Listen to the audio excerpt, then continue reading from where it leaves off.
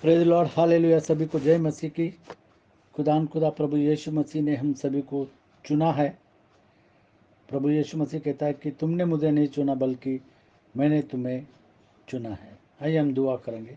खुदा प्रभु यीशु मसीह, हम तुझे धन्यवाद देते हैं कि तूने हमको चुना है और तेरे नाम के लिए तू हमको इस्तेमाल करता है। इसके लिए हम तुझे धन्यवाद देते हैं। तेरे नाम की तारीफ़ करते, तेरे नाम की बढ़ाई करते खुदा, क्योंकि मनुष्य के बीच आकाश के नीचे पृथ्वी के ऊपर और कोई दूसरा नाम नहीं दिया गया, केवल एक ही नाम दिया गया है और वो नाम है खुदा प्रभु यीशु मसीह का। और उसी नाम में उद्धार है और कोई दूसरी नेव नहीं डाल सकता, क्योंकि नेव डल चुकी है। वो नेव खुदा प्रभु यीशु मसीह है। वो चट्टान हमारा खुदा प्रभु यीशु मसीह है। प्रभु यीशु मसीह हमारा बल है, वो सामर्थ, शक्ति और हमारा सब कुछ, हमारा आदि और अंत है। इसके लिए हम उसके नाम की स्तुति और उसको धन्यवाद देते हैं। प्रभु यीशु मसीह के नाम से मांगते हैं, आमीन एंड आमीन। हम विश्वासियों के लिए प्रभु यीशु मसीह ही आशा है।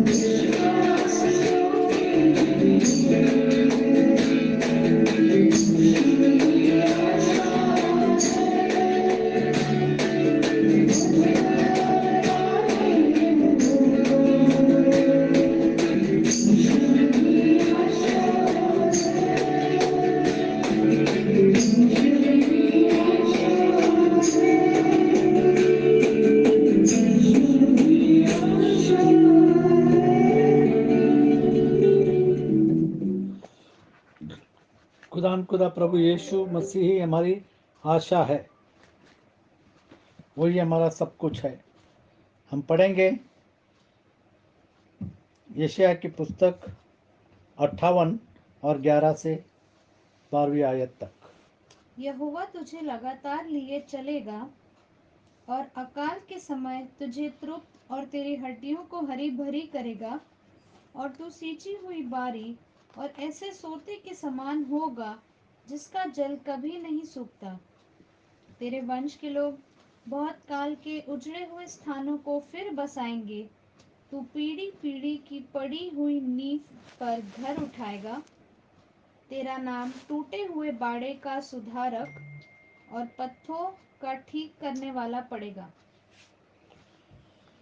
खुदान खुदा का कलाम इस 2 वचनों के अंदर 7 बातों के बारे में बात करता है। जैसे प्रभु यीशु मसीह कहता है कि मैंने तुम्हें चुना है, तुमने मुझे नहीं चुना,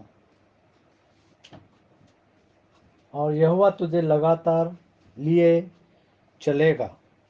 पहली बात को हम देखते हैं कि परमेश्वर कहता है कि मैं तुम्हें लिए चलूँगा। जैसे वचन में लिखा है कि मैंने तुझे कभी छोड़ूंगा और न कभी त्यागूंगा। तू जहाँ जहाँ जाएगा वहाँ मैं तेरे संग रहूँगा और मैं अंत तक तेरे साथ रहूँगा। खुदान खुदा कहता है उसका वचन कि तुझे लगातार लिए चलूँगा। यशायाह 49 में 10। जैसे हम देखते हैं कि इज़राइल को परमेश्वर ले करके चला मिस्र देश से और प्रॉमिस लैंड के अंदर ले करके चला।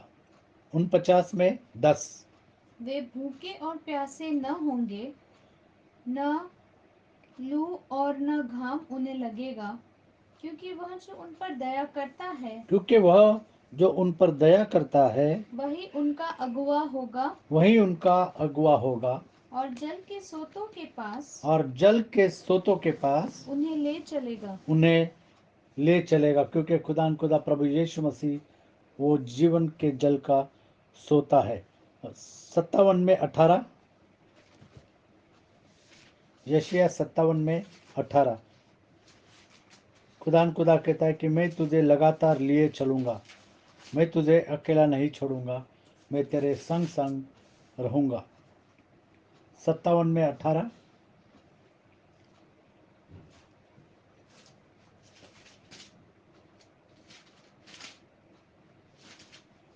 मैं उसकी चाल देखता आया हूँ, तो भी अब उसको चंगा करता हूँ।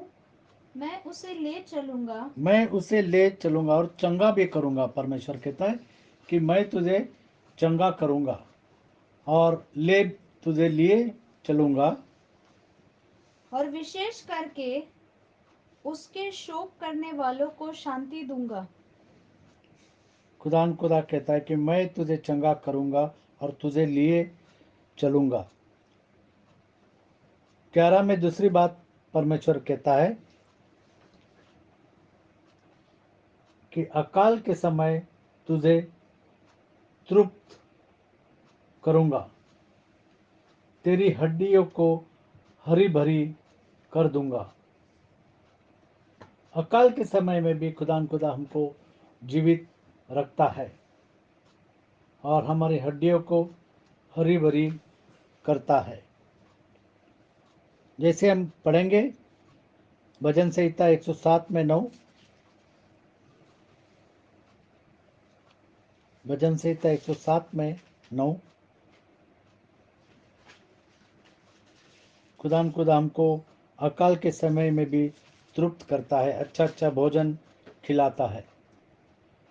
हम देख रहे कि अभी दुनिया के अंदर किस तरीके से अकाल में अफ्रीका है और काफ़ी देश जो है वो अकाल में पड़े हैं। क्योंकि वह अभिलाषी जीव को संतुष्ट करता है और भूखे को उत्तम पदार्थों से तृप्त करता और है। भूखे को उत्तम पदार्थ से तृप्त करता है। है जिनका भरोसा खुदा पर है उनको वो तृप्त करता है। यशायाह 41 में 17, यशायाह की पुस्तक 41 में 17 खुदा कहता है कि अकाल के समय में तुझे तृप्त करूंगा। हम देख रहे हैं कि वचन का अकाल पड़ रहा है, लेकिन खुदा हमको उसके वचनों से तृप्त करता है। जब दीन और दरिद्र लोग जल ढूंढने पर भी न पाए और उनका तालू प्यास के मारे सूख जाए, मैं यहोवा उनकी विनती सुनूंगा, मैं इज़राइल का परमेश्वर उनको त्याग न दूंगा। मैं इज़राइल का परमेश्वर उनको त्याग नहीं दूंगा। आमोस 11 में 8 अगर हम पढ़ते हैं तो परमेश्वर का वचन कहता है कि अब वचनों का अकाल पड़ने वाला है। अब पानी का और दाने का अकाल नहीं, बल्कि परमेश्वर के वचनों का अकाल पड़ने वाला है। लेकिन खुदा कहता है कि मैं तुम्हें तृप्त करूंगा, अकाल के समय तुझे तृप्त करूंगा। वह हमको भोजन देगा, जो भोजन परमेश्वर का वचन है, वो उससे हमको तृप्त करेगा और बल देगा और सामर्थ्य और शक्ति देगा उसके वचनों के द्वारा। यशायाह 41 में 17, यशायाह 41 में 17।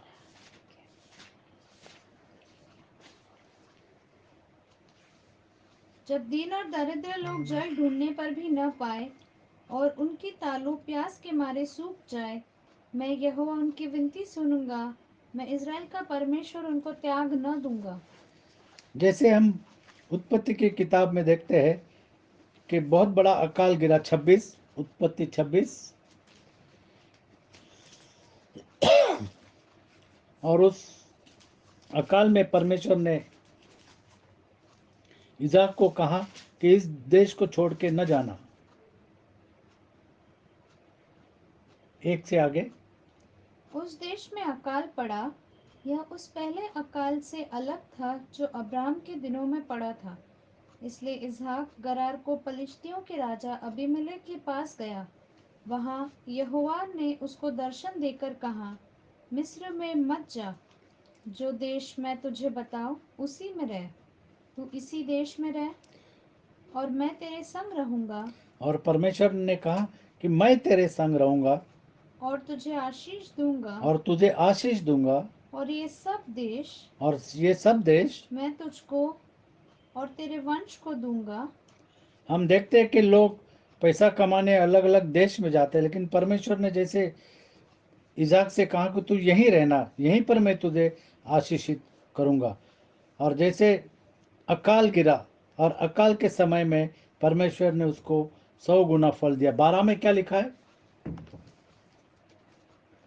फिर इसहाक ने उस देश में जोता बोया और इजाक ने उस देश में जोता और बोया, और उसी वर्ष में पर उसी वर्ष में 100 गुना फल पाया 100 गुना फल पाया, और यहोवा ने उसको आशीष दी। और यहोवा ने उसको आशीष दी। तो खुदा इस तरीके से हमको तृप्त करता है और आशीषित करता है। भजन संहिता 33 में 19, भजन संहिता 33 में 19, अकाल के समय मैं तुझे तृप्त करूंगा। और जब परमेश्वर कहता है तो वो करता है। कि वह उनके प्राण को मृत्यु से बचाए और अकाल के समय उनको जीवित रखे। और अकाल के समय उनको जीवित रखे। खुदा ने हमको अकाल के समय में भी जीवित रखा है उसके वचनों के द्वारा। और तीसरी बात हम यहाँ पर देखते हैं कि तू सींची हुई बारी और ऐसे सोते के समान होगा जिसका जल कभी नहीं सूखता। सींची हुई बारी। 58 आइजाया 58:11।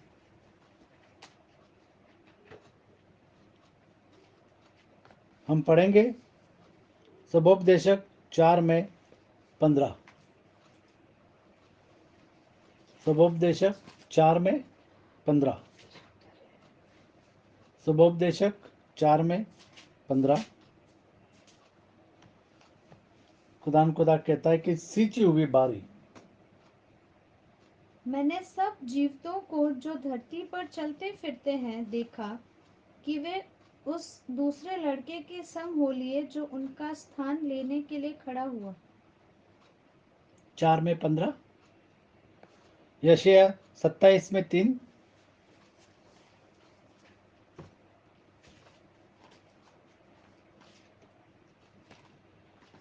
सबोपदेश एक्लेशियस पढ़ा भी, यशायाह 27 में 3,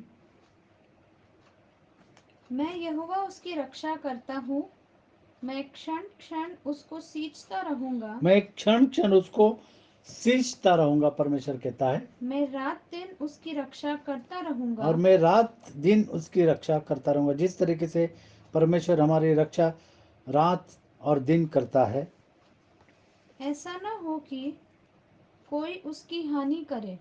ऐसा न हो कि कोई उसकी हानि करे, और शैतान भी हमको छू नहीं सकता। खुदा हमको एक सींची हुई बारी के समान देखता है। यिर्मयाह 31 में 12, यिर्मयाह 31 में 12, परमेश्वर कहता है कि तू सींची हुई बारी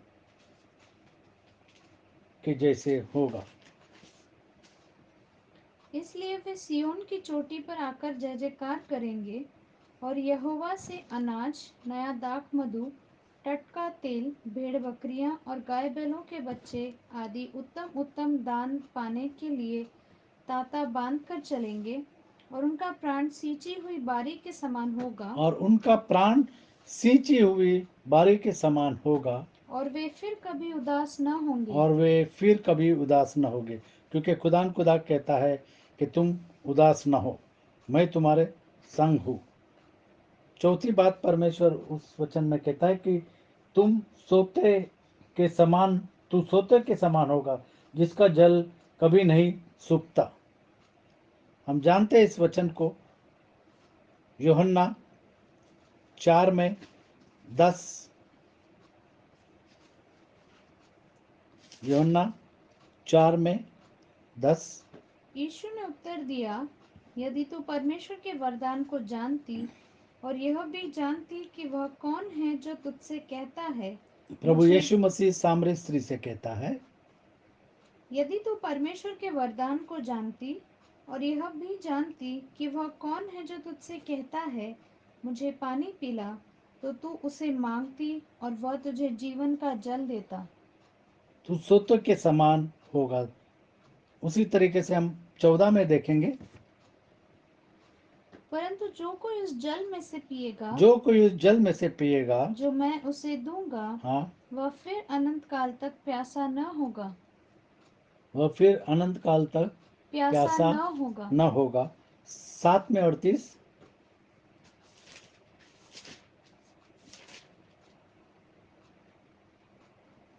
7 में 38, जो मुझ पर विश्वास करेगा, जैसा पवित्र शास्त्र में आया है, उसके हृदय में से जीवन के जल की नदियां बह निकलेंगी। जीवन की जल की नदियां बह निकलेंगी, और तू सोते के समान होगा। हम 12 में पढ़ेंगे, यशायाह 58 में 12, और तेरे वंश के लोग बहुत काल के उजड़े हुए स्थानों को फिर बसाएंगे। तेरे वंश के लोग बहुत काल से उजड़े हुए स्थानों को फिर बसाएंगे। यशायाह 49 में 8, उजड़े हुए स्थानों को फिर बसाएंगे। यह अधिकार परमेश्वर हमको देता है। यहोवा यूं कहता है, अपनी प्रसन्नता के समय मैंने तेरी सुन ली और उद्धार करने के दिन मैंने तेरी सहायता की है। मैं तेरी रक्षा करके तुझे लोगों के लिए एक वाचा ठहराऊंगा, ताकि देश को स्थिर करे और उजड़े हुए स्थानों को उनके ताकि देश को स्थिर करे और उजड़े हुए स्थानों को और उजड़े हुए स्थानों को, उनके अधिकारियों के हाथ में हाँ, दे दे। उनके अधिकारियों के हाथ में दे दे। उजड़े हुए स्थानों को स्थानों को, उनके अधिकारियों के हाथ में दे दे। और परमेश्वर इस तरीके से हमको करता है। तेरे वंश के लोग बहुत काल से उजड़े हुए स्थानों को फिर बसाएंगे। परमेश्वर हमको फिर से बसाएगा। 61 में 4, यशायाह 61 में 4, यशायाह 61 में 4।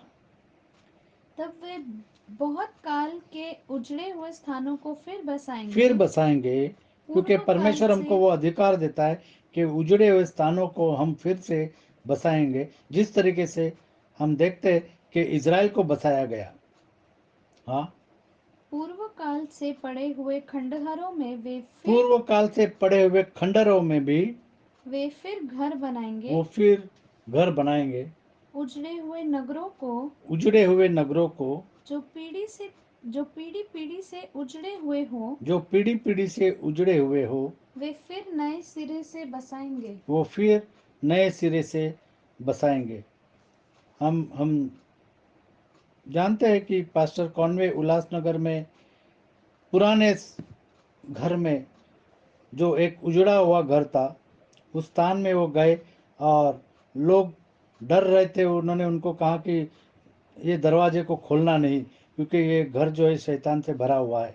और उन्होंने लात मार कर दरवाजे को तोड़ दिया और प्रभु यीशु मसीह के नाम से वो अंदर गए।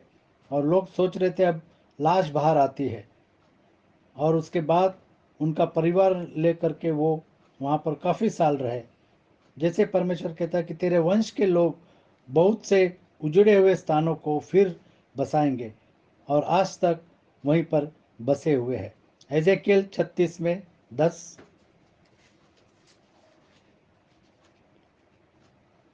एजेकियल की पुस्तक 36 में 10।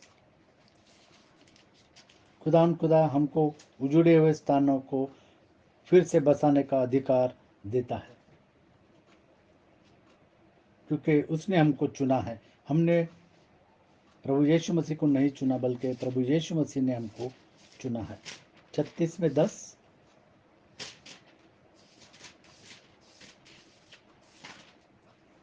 जैसे हमने देखा 5 बातों को कि यहोवा तुझे लगातार लिए चलेगा। वह कहता है कि मैंने तुझे कभी छोड़ूंगा न कभी त्यागूंगा। परमेश्वर अकाल के समय तुझे तृप्त करेगा, और वाकई खुदा ने हमको अकाल के समय में भी तृप्त किया है। और वह कहता है कि सोते के समान तुम होगे। दूसरों की प्यास बुझाने वाले हमको परमेश्वर बना देता है। और खुदा कहता है कि तुम एक सींची हुई बारी के समान रहोगे, और तेरे वंश के लोग बहुत काल से उजड़े हुए स्थानों को फिर से बसाएंगे। हिजकिय्याह 36 में 10। और मैं तुम पर बहुत मनुष्य अर्थात इज़राइल के सारे घराने को बसाऊंगा, और नगर फिर बसाए और खंडहर फिर बनाए जाएंगे। नगर फिर बसाए जाएंगे और खंडहर फिर बनाए जाएंगे। बनाए जाएंगे। छठी बात हम देखते हैं यहाँ पर, परमेश्वर का वचन कहता है कि तू पीढ़ी से पीढ़ी की पड़ी हुई नेव पर घर उठाएगा। पीढ़ी से पीढ़ी पड़ी हुई नेव। जैसे प्रभु यीशु मसीह कहता है कि मैं कल आज और युगानुयुग एक सा है। पीढ़ी से पीढ़ी तक परमेश्वर हमारे साथ है। तो पीढ़ी से पीढ़ी पड़ी हुई नेव पर घर उठाएगा, घर बसाएगा। यशायाह 44 में 28, यशायाह 44 में 28।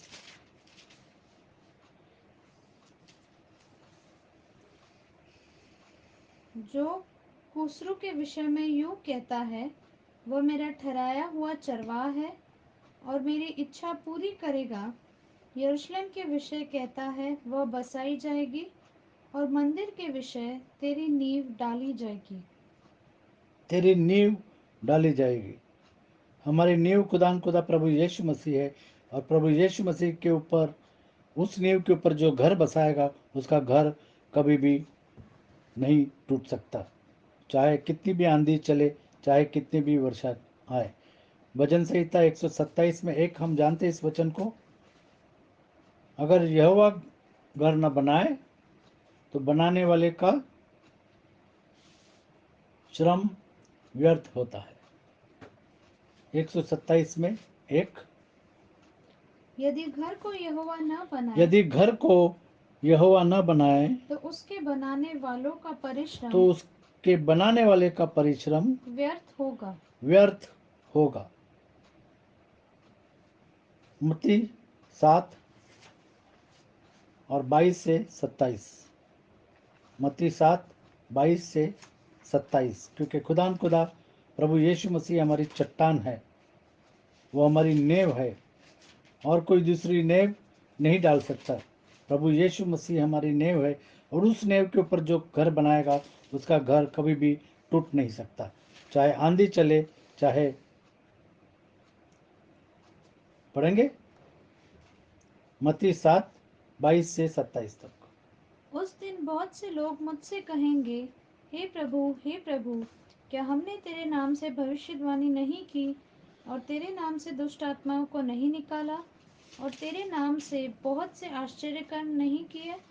तब मैं उनसे खुलकर कह दूंगा, मैंने तुमको कभी नहीं जाना। हे कुकर्म करने वालों, मेरे पास से चले जाओ। इसलिए जो कोई बहुत सारे मसीह लोग भी इस तरीके से बातों को सुनेंगे कि मैं तुम्हें नहीं जानता, क्योंकि इसलिए उन्होंने प्रभु यीशु मसीह के नाम का बपतिस्मा नहीं लिया। इसीलिए प्रभु यीशु मसीह कहेगा कि मैं तुम्हें नहीं जानता।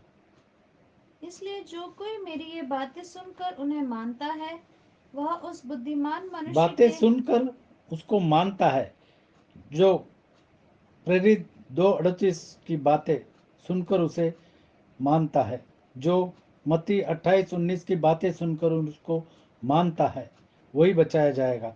क्योंकि उठ और अपने पापों को धो डाल, प्रभु यीशु मसीह के नाम से बपतिस्मा ले और अपने आप को बचा, अपना उद्धार कर ले।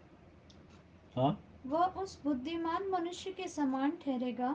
फिर एक बार, इसलिए जो कोई मेरी ये बातें सुनकर उन्हें मानता है, उन्हें मानता है, वह उस बुद्धिमान मनुष्य के समान ठहरेगा उस बुद्धिमान मनुष्य के समान ठहरेगा, जिसने अपना घर चट्टान पर बनाया। जिसने अपना घर चट्टान पर बनाया। और वो चट्टान कौन है? खुदा प्रभु यीशु मसीह। और मेह बरसा और मैं बरसा और बाढ़ें आई और बाढ़ें आई और आंधियां चली और आंधियां चली और उस घर से टकराई, और उस घर से टकराई, फिर भी वह नहीं गिरा। परेशानियां आई, रोग आए, लेकिन फिर भी वह नहीं गिरा, वह घर नहीं गिरा, क्योंकि वो घर प्रभु यीशु मसीह इस चट्टान के ऊपर बना हुआ था। क्योंकि उसकी नींव चट्टान पर डाली गई थी। परंतु जो कोई मेरी ये बातें सुनता है और उन पर नहीं चलता, वह उस निर्बुद्ध मनुष्य के समान ठहरेगा जिसने अपना घर बालू पर बनाया। और मेह बरसा और बाढ़ें आई और आंधियां चली और उस घर से टकराई और वह गिरकर सत्यानाश हो गया। और फिर 7वीं बार परमेश्वर उसके वचन में कहता है, तेरा नाम टूटे हुए बाड़ों का सुधारक और पथों का ठीक करने वाला पड़ेगा। जब मैंने तुझे चुना है तो तेरा नाम टूटे हुए बाड़ों का सुधारक। जैसे हम जानते हैं कि यरूशलेम की दीवार टूटी थी, उसका फाटक जल गया था, और एजरा और नेहमिया ने किस तरीके से उसको सुधार दिया। आज तक लोग जानते हैं कि यरूशलेम की दीवार को एजरा और नेहमिया ने किस तरीके से बनाया और उसके फाटकों को किस तरीके से उन्होंने लगाया। तेरा नाम टूटे हुए बाड़ों का सुधारक और पथों का ठीक करने वाला होगा। और परमेश्वर ने आपको और मुझे वो नाम दिया है। नेहमिया की पुस्तक 1 अध्याय और 3 आयत हम यहाँ पर देखते हैं कि नेहमिया ने जब उस बात को सुना और वो रोया कि यरूशलेम की दीवार जो है वो टूटी हुई है और उसके फाटक जो है वो जले हुए हैं। नेहमिया 1:3।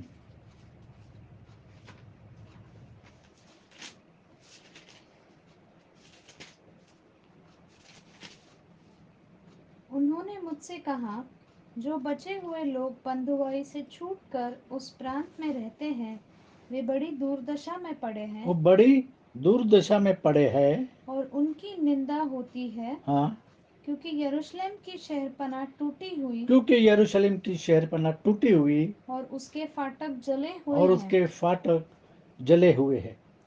और 2 में हम पढ़ेंगे 11 से आगे।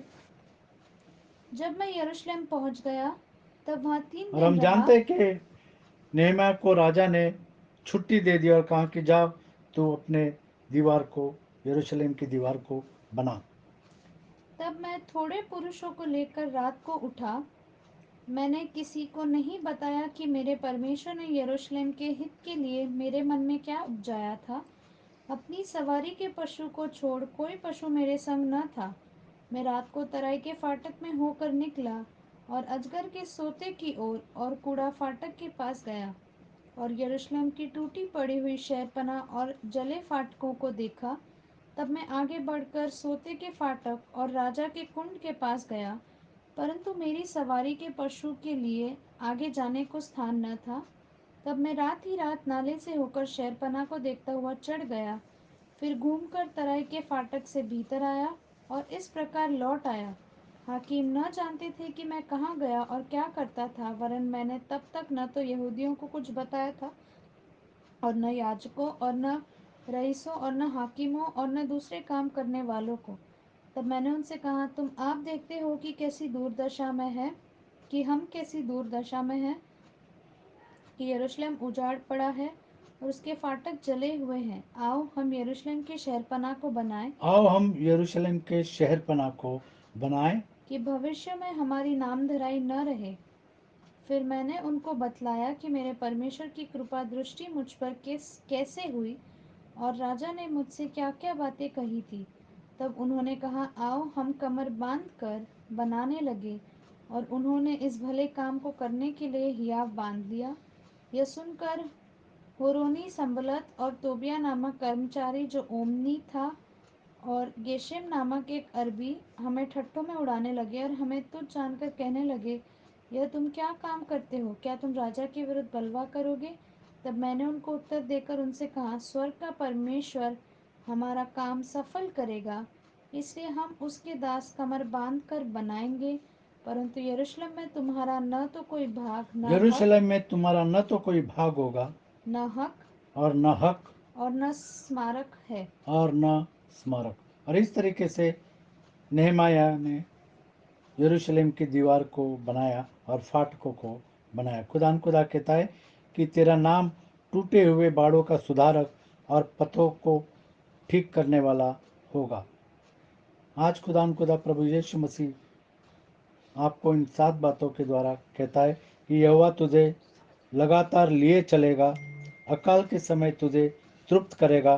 तीसरी बात, तू सींची हुई बारूद की समान होगा, तू सोते के समान होगा। चौथी बात, पांचवी बात, परमेश्वर कहता है कि तेरे वंश के लोग बहुत काल से पड़े हुए स्थानों को फिर से बसाएंगे और तू पीढ़ी से पीढ़ी पड़ी हुई नेव पर घर उठाएगा। और तू जो घर जिस नेव पर बनाएगा वो घर कभी भी नहीं टूटेगा। और तेरा नाम टूटे हुए बाड़े का सुधारक और पथों का ठीक करने वाला होगा। इस तरीके से खुदा इन 7 शब्दों को इन 2 वचनों में कहता है कि मैंने तुझे चुना है, तूने मुझे नहीं चुना है, इसके लिए मैं तुझे ये आशीषित ऐसे इस तरीके से आशीषित करूँगा। रीना से कहूँगा कि दुआ कर। हालेलुया। धन्यवाद धन्यवाद प्यारे प्रभु जी।